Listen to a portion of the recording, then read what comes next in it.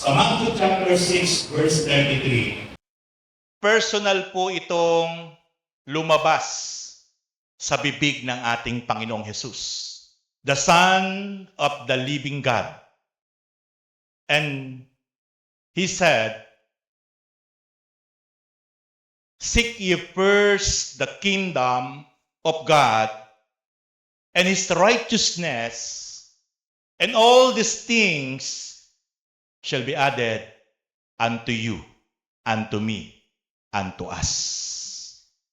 Okay, tinan niyo po. Majority po ng mga tao na nabubuhay sa ibabaw ng mundo. Kaya po nagkakaroon ng conflict, nagkakaroon ng misunderstanding, ang mag-asawa, ang mga pamilya, ang sambahayan. Dahil bakit po? Dahil lagi po majority ang nagiging issue, lagi pong conflict sa tahanan, sa pamilya, yung mga bagay na pangangailangan natin.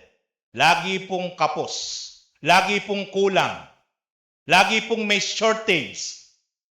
And madalas po kapag po kinakapos, pag kinukulang, ang mentalidad po ng mapakaraming mag-asawa, napakaraming tao, gagawa siya ng pamamaraan. Pamamaraan na hindi halos niya na ikonsulta sa Diyos. Pamamaraan na halos siya po ang nagplano. Ano po ang gagawin? Mangungutang. Lalapit ko kani-kanino. Maglo-loan sa maraming mga loan, na mga lending. At the end of the day, lalong bumibigat. Hindi ko po sinasabing masama ang mangutang. Wala po akong sinasabi na masama ang mangutang. Pero kapag tayo po'y nabuhay sa pangungutang, yan po ay isang manifestasyon na wala po yung galaw ng Diyos sa buhay natin. Tandaan niyo po yan. Kapag nabubuhay na po tayo sa pangungutang at ang pinambabayad mo na lang sa utang mo ay uutangin mo pinakamabigat na senaryo sa buhay ng isang tao. Pero balikan po natin ang sabi ng Panginoon sa Matthew 6:33. Kung siya lang ang ating uunahin na hanapin at ang kanyang katuwiran at kalooban ang lagi nating uunahin, ipapriority sa ating buhay. Siya muna ang Diyos, ang ating Panginoon. And after that, matapos lagi nating pine-first priority ang Panginoon. Lagi siyang pinaprioritize natin. Lagi siyang inuuna natin. Lagi siyang gino-glorify natin. Lagi siyang wino-worship natin. Lagi kung ano ang kalooban ng Panginoon ang inuuna natin. And then after that, kapag nakita ng Diyos yon, may pangako siya. Ano po yung pangako niya sa huli? Sa Matthew 6:33? Lahat ng inyong pangangailangan, ako ang magsusupply. Yung pong pangako ng Diyos na yan, naranasan ko po sa buhay ko. Naranasan ko po na yung pangangailangan ng pamilya ko, pangangailangan po ng ministeryo, hindi po ako nanghihingi. Pero ang Diyos po gumagalaw at kumikilos. Sa tamang panahon, tamang oras, yung galaw ng Diyos, yung provision ng Diyos, nakikita ko po. Bakit po? Kasi po, yung sinabi niya, nilalakaran ko. Lagi ko siyang inuuna. Lagi ko po siyang hinahanap. Lagi ko po siyang pine-first priority. Kaya po ang pangako niya, ang Diyos po kapag nangako, hindi po napapako. Kapag sinabi ng Diyos, itaga mo sa bato, tutuparin niya yon 100% sapagkat ibang mangako ang Diyos. Ang problema po kasi, bakit hindi po nararanasan ng napakarami tao o even ng maraming Kristiyano yung provision ng Diyos? Kasi nga po, baka marami tayong pinaprioritize. Baka marami po tayong inuuna sa ating buhay. Abalang-abala tayo. Hindi po masama na maghanap buhay.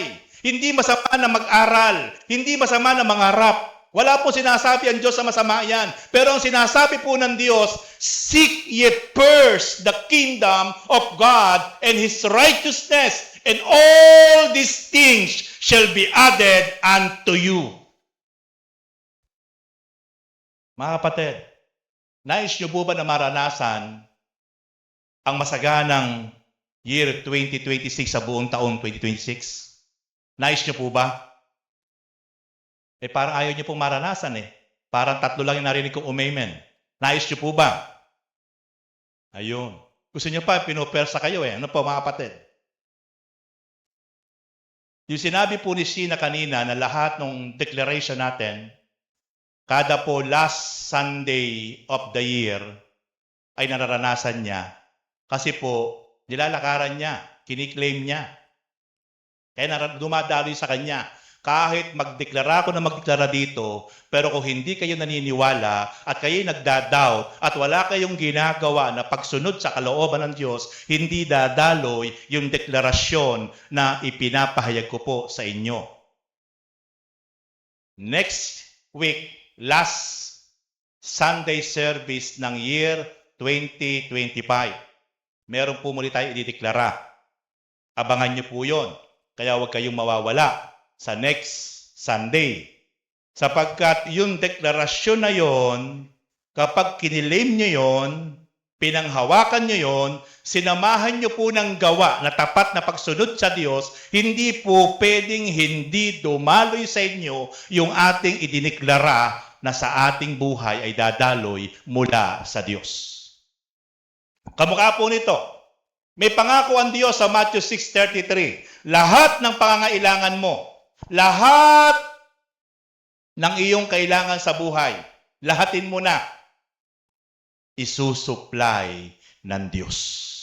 Kaya lang, ang susuplayan ng Diyos, ang dadaluyan ng pangako ng Diyos, tandaan mo muna yung utos. Kasi po ang Diyos ganito, lagi po siyang may utos. Kapag ang Diyos nag-utos at may pinapagawa, lagi pong kaakibat noon, promise, pangako. Ganun po lagi ang Diyos. Lagi siyang may task, lagi siyang may command. Kapag nakita ng Diyos, tama po yung motive ng puso natin. Kapag nakita ng Diyos talaga pong tayo talaga'y tapat na sumusunod sa kanyang sinasabi, automatic po yun. Kung ano po yung pangako niya, gagawin po yun ng Diyos. Sino po dito ang nagnanais sa taong year 2026, hindi ka na pagkukulangin ng Diyos? Parang aapat yung narinig ko na nag-amen. Ayaw nyo talagang i-claim. Ang taong 2026, lahat ng pangangailangan natin, ipoprovide, isusupply ng Diyos. Sumigaw ng amen. Gusto makaranas? Okay. Sumigaw kayo ng amen. Hindi po makukuha yan sa sigaw. Wala pong sinabi ng Diyos sa Matthew 6:33 na lahat ng sumisigaw ng amen, lahat na nagsasabi ng amen, hallelujah, ay yun na makakaranas ng supply, pagpapala ng Diyos. Wala po. Ang sinabi po ng Diyos, unahin natin siyang hanapin. At ang kanyang katuwiran, lagi nating i-priorities. Kapag yung dalawang iyon, ginawa natin na nagmumula sa puso natin ng may kapakumbabaan, may katapatan, may pag-ibig para sa Diyos, naku po, raragasa ang supply, ang biyaya ng Diyos sa buhay ng bawat isa sa atin. Kung talagang gusto ninyong maranasan yung supply, ang Diyos ang magsusupply sa lahat ng ating pangangailangan. In perfect time, siya magsusupply. Kailangan gawin natin yung task niya. Testimony ko po sa inyo yung aking pong buhay. Ako po ay naka-full-time pastor. Binitawan ko po ang negosyo ko po sa Baliwag. Ilang taon na po. Ang ginawa ko lang po ay maglingkod at sumunod ng tapat sa Diyos. Yun lang po ang ginawa ko. Unahin ang pagsunod sa kalooban ng Diyos. Unahin na patuloy na ang Diyos ang maghari sa buhay ko. Hindi ako ang hari ng buhay ko, kundi yung Diyos ang maghahari sa buhay ko. Marami po kasing tao, siya pa rin po ang boss. Siya pa rin po ang hari ng buhay niya. Sinasabi niyang tinanggap niya ang Diyos, tinanggap niya ang Panginoon. Pero kung ano yung gusto niya, yun ang ginagawa niya. Kung ano yung mga desisyon niya, yun ang ginagawa niya. Hindi yung kalooban ng Diyos. Kaya, papaanong dadaloy ang pangako ng Diyos kung hindi ang Diyos ang naghahari sa atin? Kung sa lahat ng ating gagawin ay hindi natin kinukonsulta ang Diyos, walang go signal ang Diyos, kung ano yung gusto natin, yun lang ginagawa natin. Hindi ang Diyos talaga ang napaprioritize. Kaya hindi talaga ang Diyos magsusupply sa lahat ng ating pangangailangan sa buhay.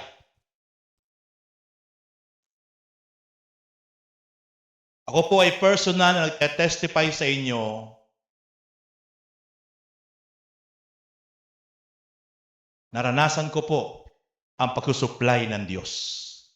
Meron siyang mga ginagamit. Hindi ako nanghihingi. Especially po yung ating YouTube channel. Kaya pala niloob ng Diyos na ako'y magkaroon ng YouTube channel. Ako pinamamangha. Kapag magbabayad ako ng kuryente, ang laki po ng ating kuryente rito. Halos 14, 13, 12 isang buwan. Yung po ating offering ay doon lang po sa pang-upa. Handyan po ang record. Wala po ako kinukuhang pangkuryente po sa offering. Doon po sa seed natin kinukuha yung suportang pangkuryente. Pero sa laki po kasi, magugulat po ako ang Diyos. Ito po ite-testify ko po sa inyo. May magme-message po sa akin sa Messenger, subscribers, Pastor, pwede bang mahingi yung bank account mo? Ako po yung magsesend ng love gift sa iyo kasi po na-bless po ako. Lagi pong ganun, paiba-iba, paiba-iba. Natatapat po, marami tayong babayaran, marami tayong mga dues monthly. Kaya sabi ko, napakabuti ng Diyos. Siya talaga yung nagsusupply. Kahit hindi ka manghingi, kahit hindi ka talaga mag-message, pero ang Diyos hihipuin niya. Hihipuin niya yung mga tamang tao na mayroong magandang puso. Na talagang para tugunin at patutuhanan ng Diyos na tapat siya sa kanyang pangako. Amen! I challenge to all of you, unahin nyo lang po talaga na paghariin ang Diyos sa buhay ninyo. Unahin nyo lang po. Kanina lang po, habang nagwo-worship tayo, meron pong isang subscribers na nag-send sa aking bank account ng 3,000 from Australia. Subscribers na nag-send po sa akin ng 3,000, chinek ko. Nakita ko po, isinend po sa bank account ko sa video. Sipin niyo po yun, na nagwo-worship ka, sumasamba ka sa Diyos. Tapos tumunog yung cellphone mo, pagbukas ko po, nakita ko po sa Messenger ay nakalagay po yung reference nung kanyang isinend na 3,000. Mga ganun po ba? Na tapat ang Diyos sa kanyang pangako. Ano yung pangako niya? Lahat ng pangangailangan niyo, isusupply ko. Bakit niya isusupply? Kapag inuuna natin ang kanyang kalooban, inuuna siyang parangalan, inuuna siyang sambahin, inuuna siyang sundin. Pagkatapos po nun, automatic, ang Diyos ay gagalaw at kikilos sa buhay natin. Amen! Nasabi ko, Lord, wala pa yung speaker. Ano po yung isi-share ko ngayon? Nilagay po sa isip ko at damdamin. ng Holy Spirit, yung pong Matthew 6:33. Ito nga po yung sinishare ko po sa inyo. Sapagkat wala po ako pinarepare na message. Hindi po ako nakaprepare. Kaya po ngayon ay china-challenge ko po kayo. China-challenge ko po kayo. Sabi ko nga po sa inyo, ang linggo, ang Sunday, hindi po yan araw ng pagtatrabaho. Mula Lunes hanggang Sabado, 6 na araw na po yung ibinigay sa atin. Dapat yung Sunday man lang ng umaga, excited tayong gumagayak.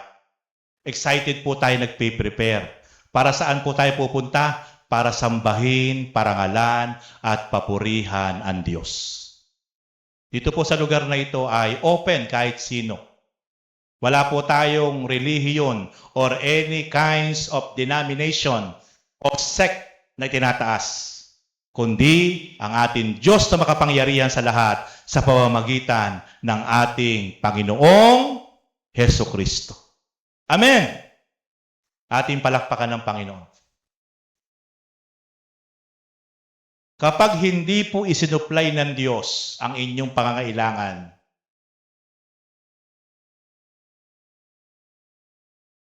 may problema po. Kasi po, yun ang pangako ng Diyos. Yun ang pangako ng Diyos. Ako'y nagpapasalamat sapagkat sa laki po ng ating talagang monthly dues, pero dahil po sa YouTube channel na meron pong consistent monthly na revenue na pumapasok po sa bank account ko, ay salamat sa Diyos, nagagamit natin yon. Salamat din sa mga kapatid na talagang mula noon hanggang ngayon ay nakabackup sa gawain ng Panginoon. Na sila'y nagpe-pledge, hindi huminto para makaagapay. Ang laking bagay po nun. Ating palakpakan ng Panginoon.